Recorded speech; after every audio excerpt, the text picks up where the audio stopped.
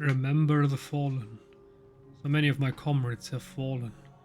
Please, collect their identifying signets so that their names may not be forgotten.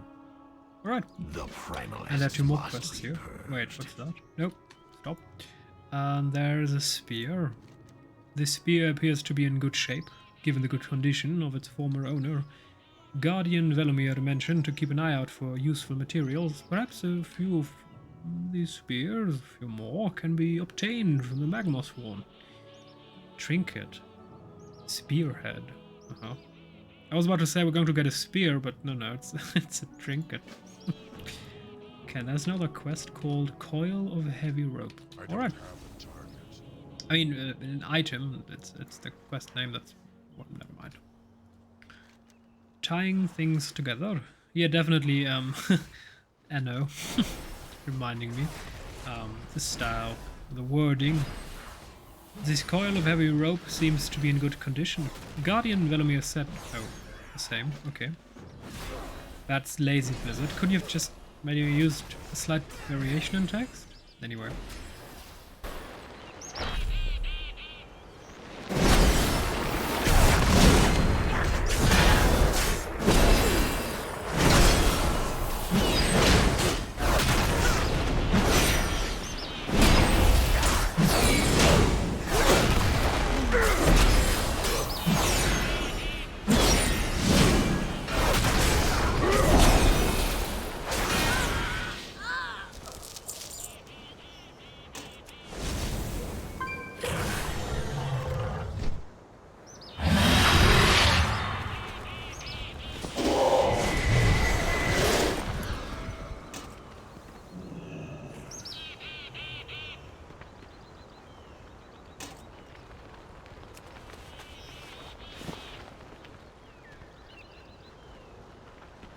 It's too far away.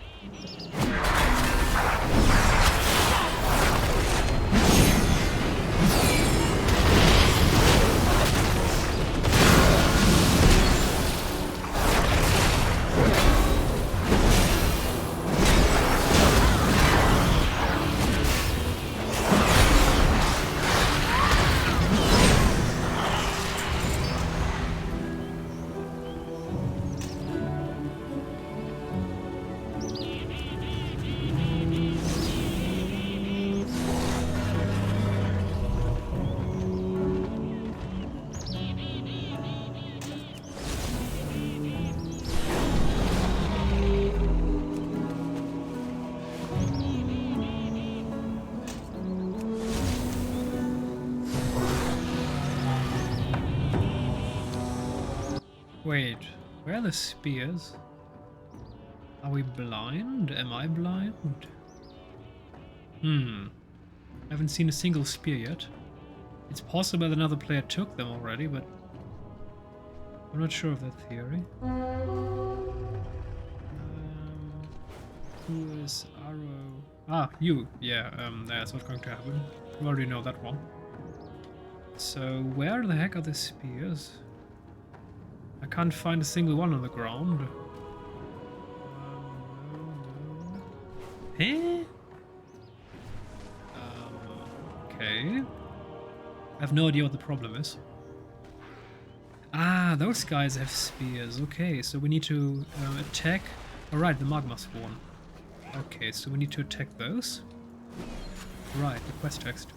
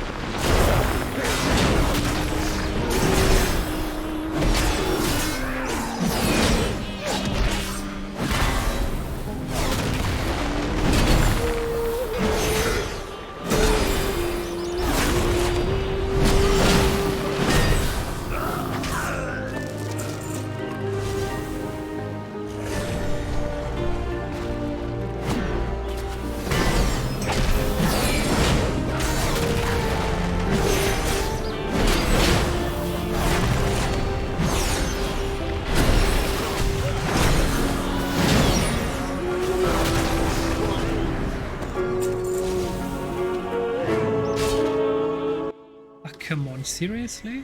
Spawn? Yeah, I don't care about those. Let them spawn right on top of us. Alright, let's finish that quest. These quests should be useful. Remember the Fallen. Dragon Riding World Quest unlocked, okay. Oh, we don't have World Quest yet. What is this? Rope? Ah, there is no time to make a net. Samwise Gamgee.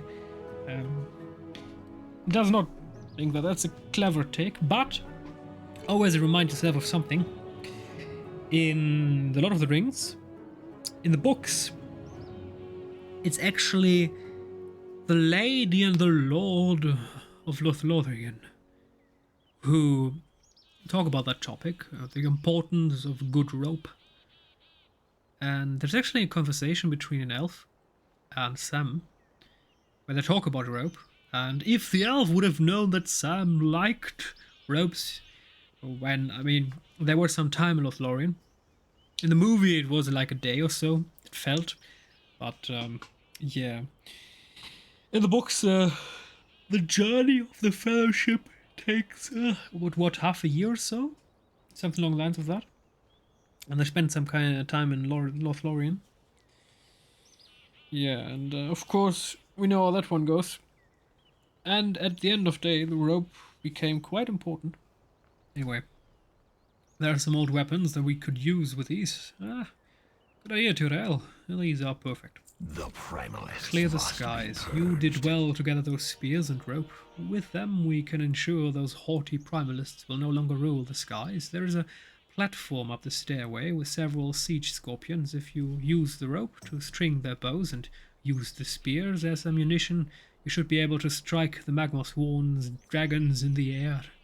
Once cleared, the path up the spire will be safe, and we can continue our search for Commander Eranok. Hooked horns. Keep the primalists busy while I search further up the tower for the commander. Ariel challenges. Flaps his wings excitedly, dropping both a note and rodent at your feet. What the heck? What just happened? Encoder overloaded. What? World of Warcraft not responding. And now it's here again. What the heck? I have no idea what just happened. Now the game is here again. You can see it. You have sound. Huh? Everything, it just went black? And then OBS said encoder overloaded. The heck? Dragon Rider, your flight prowess has become well known. Come test yourself in aerial challenges across the Dragon Isles. Speak to any Bronx timekeeper to get started. Uh-huh.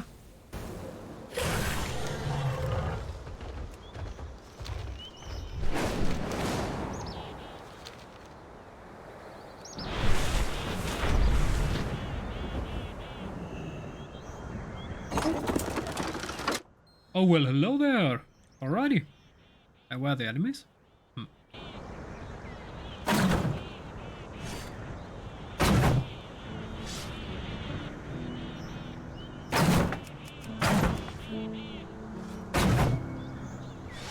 You know, the Lannister soldiers in the Siege of King's Landing when Daenerys burned everything down there. They would have liked this reload speed. Oh, they would have liked it very much.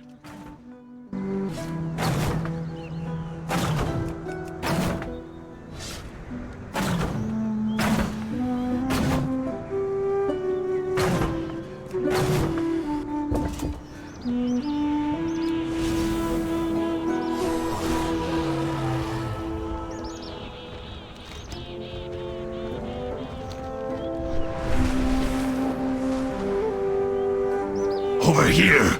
I think I found Commander Eranok! Keep your weapon in hand, though. Oh boy. We're not done yet. We must press on. Where's the chief? This is only the part... Oh, this is the only part of the fortress we haven't searched yet. Tyrell, if Commander Eranok is anywhere, it has to be here. Let's see what we can find out. Alright.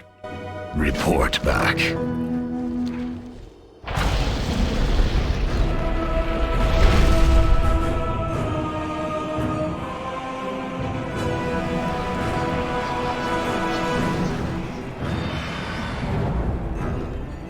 Over there.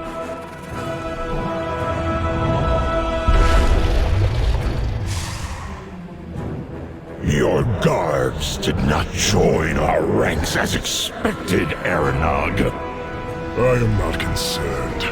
Dead soldiers cannot get in your way. I see you have unearthed the Flame Stone. I can sense its strength. It is now time for your end of this bargain.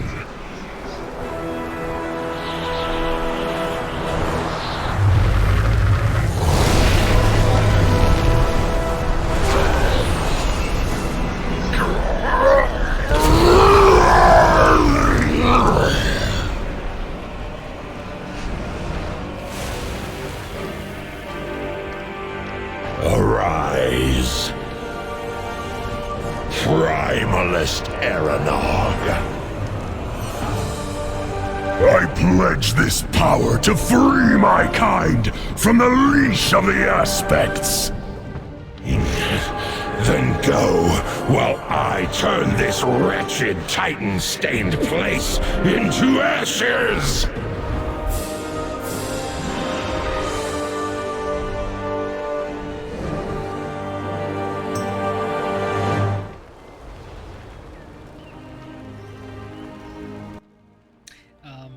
I'm not sure if you notice or care about, but there was a massive amount of clipping when he set off. Because, of course, the dragon had massive wings and the span just went right through these trees, and this bothers me.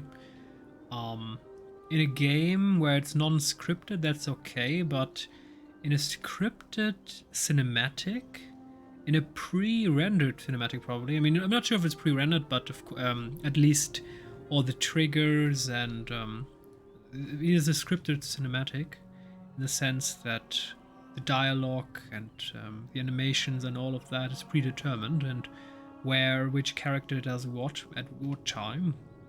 So when a pre-scripted event gets cinematic, gets massive clipping, that bothers me a bit. It's usually a sign that the devs are a bit lazy. I mean, the dragon could have just walked a couple steps here and then goodbye, but never mind. I am thankful for your arrival. The commander was behind this. Oh, damn it all. I cannot believe he would betray us like this. The Primalists must be purged. Fighter, Commander Aranok has betrayed us and left this beast in charge. You've done so much for me already, but I cannot handle that monster in my current state. And please, do this one last thing for me and help ensure that Southhold Gate does not fall to these Primalists. We must kill their leader. Help me, dear. We must... That traitor! Go defeat the Primalist leader here. I will be your rear guard. Something that I also don't really like is that he's still talking about I'm wounded, I'm not at my best, I can't really fight. Why does he have 100% health? That's also a bit lazy. He should have about, I don't know, 50, 60, 70% health. It would just be a bit more realistic since he's obviously wounded, and his stature, I mean, can't you create a new animation for when a Draconid is wounded? Maybe let the head down a bit, maybe hunch the whole frontal, I mean the torso a bit forward or something. Just, this does not look like someone that is hurt. And since this is a main quest line, it has to be, well, judged appropriately.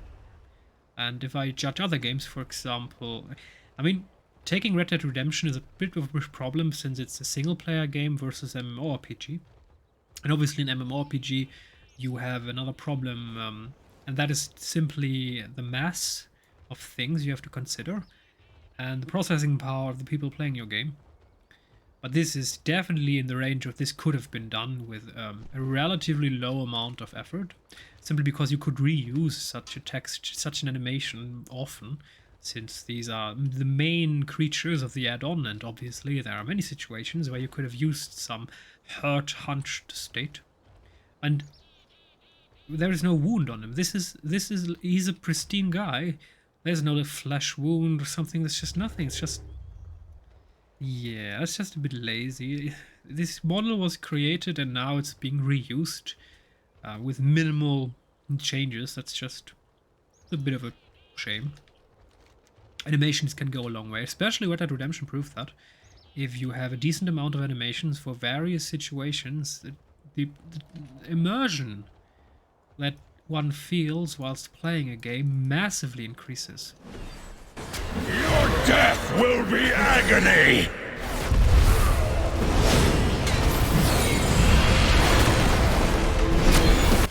That's usually what makes a game great. What differentiates it from other good games, the details. Many games have a lot of good, many good main features, but where we look into the details, there we can differentiate a good game from a great game.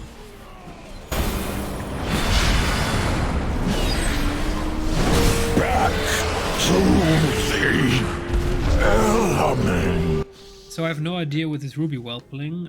Yesterday it said 50 hours or 50 days of cooldown. Now I was able to use it.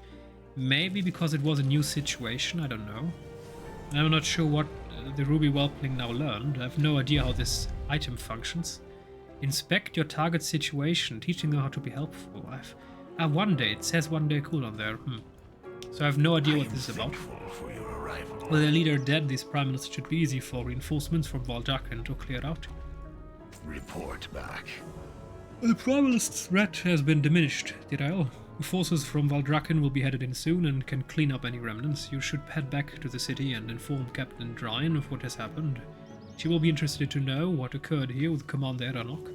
Thank you again, Tirael, for everything. We thank you, hero. Though Eranok's betrayal is painful, we have at least reclaimed Southgate Hold. Though my unit fell today, I will always keep the memory of their courage in my heart. May we never falter in our watch for further rebellion. Farewell, hero. The Isles have awakened. Aerial challenges are timed races on courses through the Dragon Isles. Beat track times to earn your rank. Stand firm. Alright, yeah, we still can't do that since I haven't yet unlocked the world quest. Even though, technically, I don't even know when the world quests will unlock, so it is possible that I have already unlocked the world quests, but because they are not unlocked on the server yet, we can't yet do them. So, I could find out. I'm probably going to before I go to sleep today. But we're still going to try to get as far in the main campaign as we can now.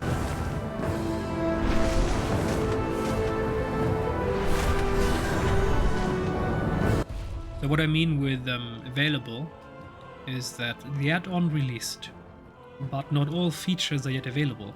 The raids are not yet open, Mythic Plus is not yet open, the season hasn't begun yet, also PvP, and so many features are not yet available. Blizzard is taking their time.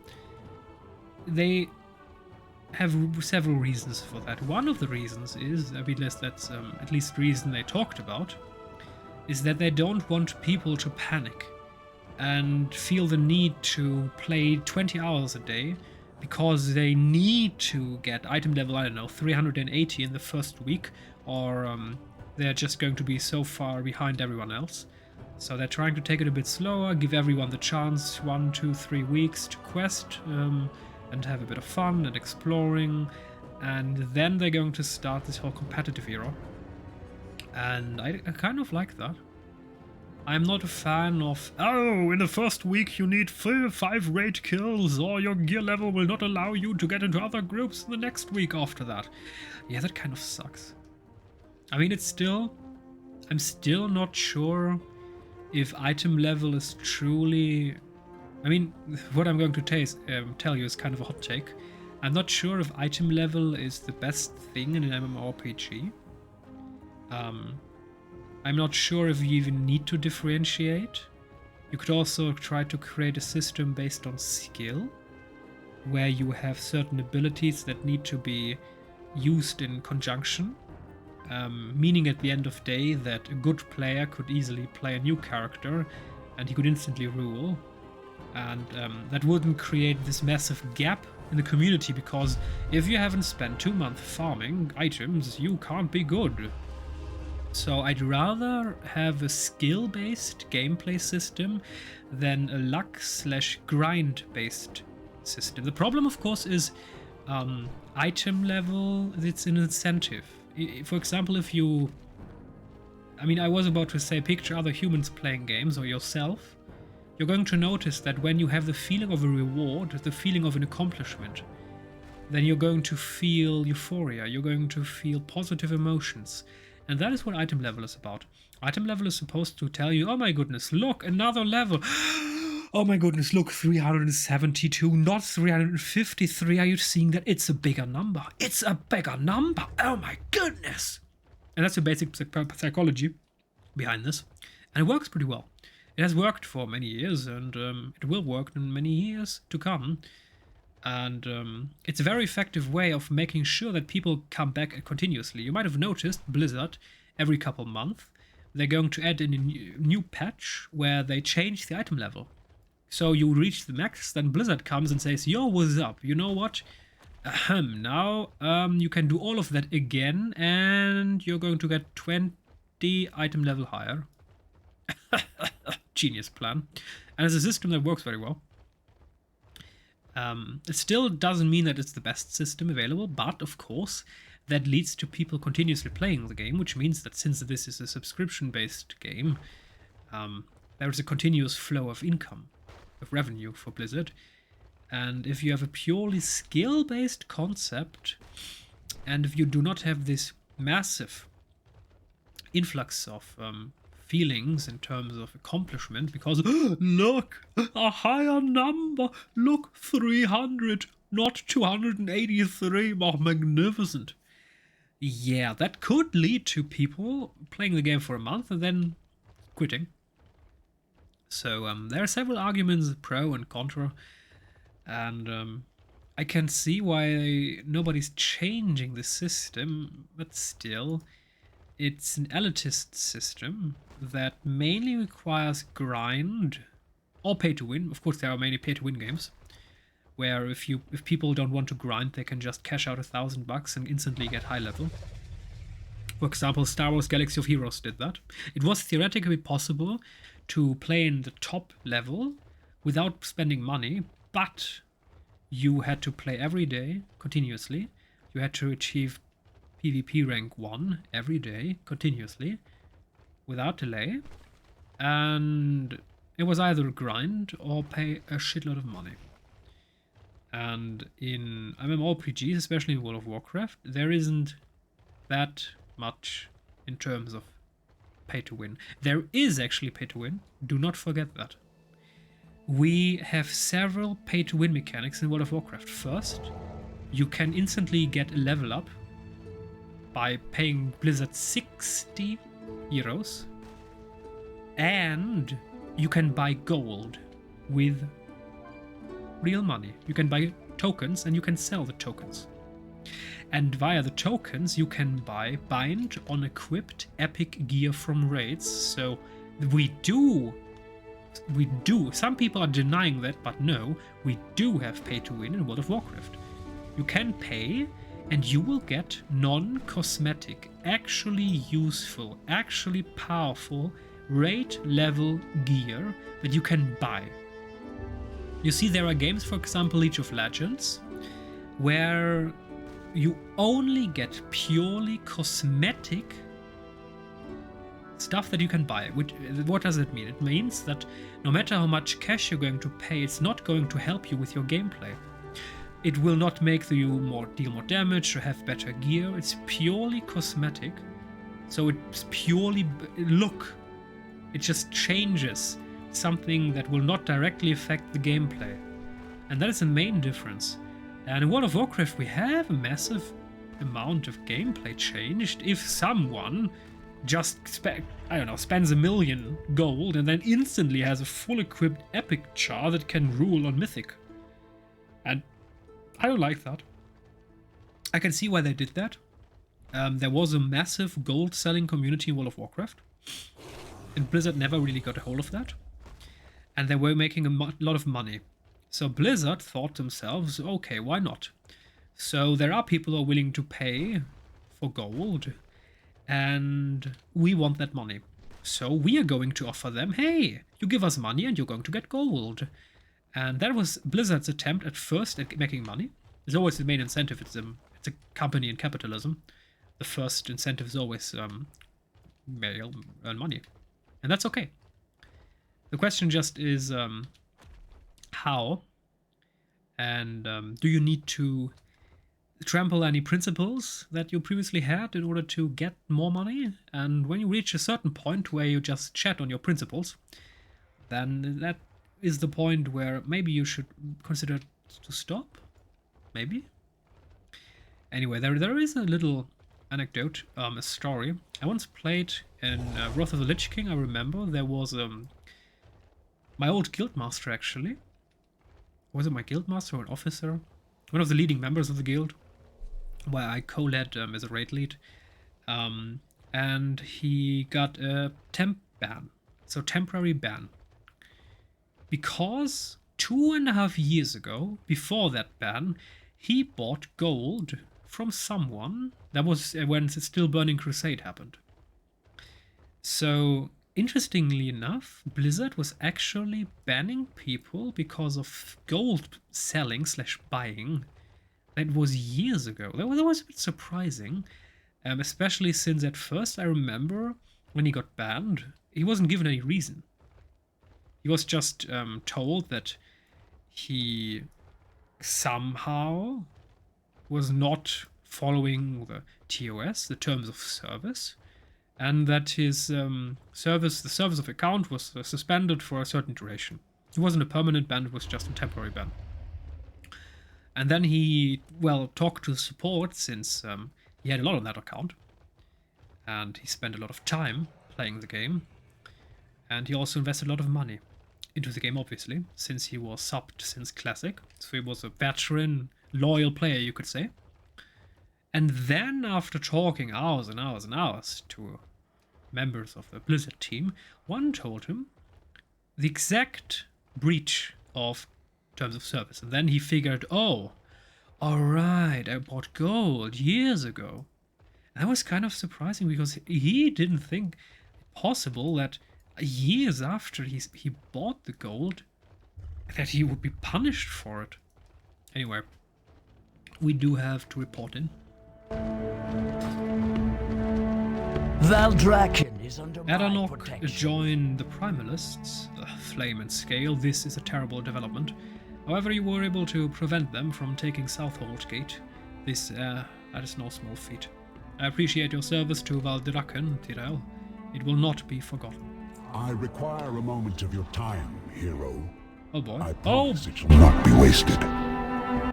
Oh, the mighty knows Dormu. I remember back in the days in Wrath of the Lich King and in Cataclysm and the other add-ons, you could only see Nosdormu from afar. I never heard his voice. I remember just in Wrath of the Lich King, he was this big ghost-ish guy who flew somewhere. It was in Dragonflight somewhere, and it was just sort of his avatar, his ghost. Well, in a time bubble kind of scenario, where he kind of reigned, where you could see him, and he never spoke to anyone. He was kind of offset from reality, from this timeline, from this present, simply because his mind was so busy contemplating upon the future and the past and the blah blah blah. And now we're actually getting to interact with this magnificent aspect that was so mysterious back in the days where you didn't have any information about him. My forces protect. Chaos and commotion. Tyrell, did you hear the noise? There has been an incident on the bottom floor. One of my trusted investigators, Irima, was there. Well, at first, he will require assistance gathering evidence while he tries to interview the crowd. Oh boy. Go swiftly. Damn. Compared to them, we're small. I mean, look at this. We're on a massive dragon, but then compare us to an ordinary night elf. And then, suddenly, we appear titanic, enormous, ginormous. I mean, look at, this face, skull, basically the size of the entire night elf. And we are again a Tauren, so our mount is a bit bigger. So if, for example, this player would mount up to this specific mount, it would be a lot smaller. That's also a reason why I like Taurens, simply because all the mounts are ridiculously big. And there was actually a post on Reddit that I read today about that, where players wondered about that because there was someone and said, hey, that's a big mount, why don't have I a big mount? And he played a gnome. And of course, those have smaller mounts. And then there were people who actually showed in the thread, in the Reddit thread, screenshots. Back in the days, not every mount was properly optimized for Tauren. So, and for example, certain specializations, for example, the Moonkin of the Druid, and they showed errors, bugs, or well, the non-optimized version of mounts with, for example, Tauren. And then you had this little pony, this tiny little horse, and this massive Tauren sitting on top of it, which looked ridiculous. And that is why also Blizzard changed the system behind this mount scaling in terms of size to the relative size of, well, the individual. So the bigger your character, the greater, the bigger / the taller your mount. Never forget that. But there is a way, even for a dwarf, to get a big mount. There are certain items in the game which allow you to, at least temporarily, increase your size. Even though, of course, it's a bit hilarious when a Tauren does that. He grows almost as big as these guys. I mean, no, maybe to there. But still, it's a bit hilarious. And there are a lot of videos that you can watch. Okay, let's see. Let's make a size comparison. Perfect. So, we have ordinary troll, and you might notice big brother, small brother. Alright, next episode we're going to talk to Nosdormo.